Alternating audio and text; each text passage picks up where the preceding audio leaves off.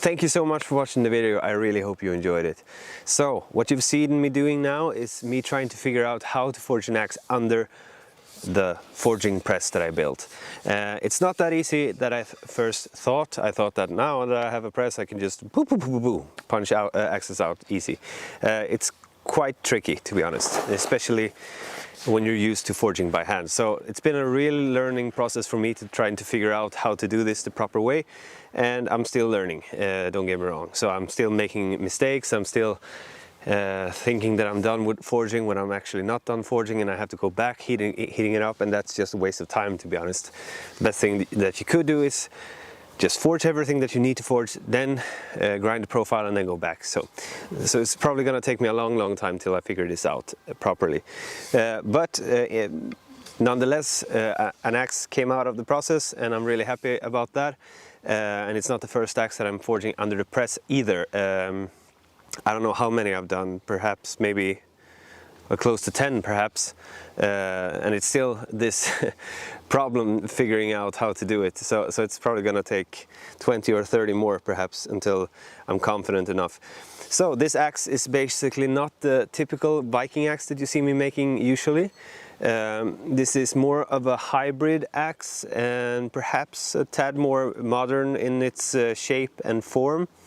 And it's basically meant as a hybrid between a carpenter's axe and a carving axe. That's basically my thought process going into the design anyways. So it has some traces of inspiration. For example, you can see the collar here. It's very much inspired by old Swedish axes, especially from a place called Hjärtum, and it's also inspired somewhat from the Norwegian axe, the typical Norwegian axes, with the blade inspired, of course, and also from the and some traces and inspiration from the Viking axes that I've made before. And I've just been trying to figure out what I like, and I'm trying to make something from that, and this is what I came up with basically, and I'm really happy with it. Forging under the press also allows me to with more ease forge mono steel steel. For example, this axe is made out of C45 equal to 1045, which could have been a bit hard to forge under by hand. Well, probably not that hard, but there are some steels that are pretty tough to forge by hand. For example, H13, which is not fun to forge by hand at all. So having the press has really opened up a new world of forging for me. The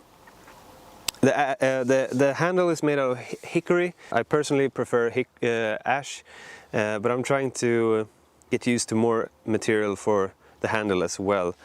These axes are going to be available on my web shop that I'm trying to figure out how to set up, but there will be a web shop launch, and if you don't want to miss that, and if you're interested in buying one of these or one of my other models that I will also have available on the launch date, be sure to follow me on Instagram, because all the updates will be there, and you can find the link to my Instagram in the description down below. If you like the video, please like the video. Consider subscribing if you enjoy videos like these, forging and stuff like that. If you really want to, you can support me on my Patreon page, which is also in the description down below. Other than that, I hope that you have a great day, and I'll see you in the next video. Goodbye.